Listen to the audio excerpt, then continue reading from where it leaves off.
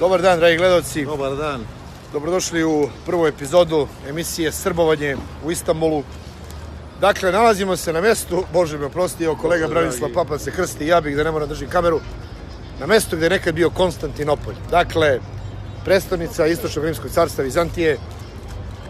I pogledajte sad na šta to liči. Evo, pogledajte.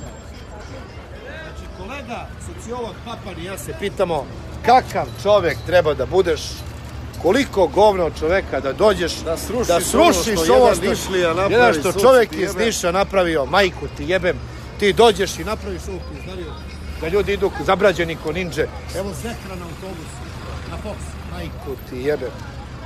Dakle, dragi gledalci, ja sam zgrožen. Evo, pogledajte našu televiziju. Evo, ne možeš da pređeš. Evo.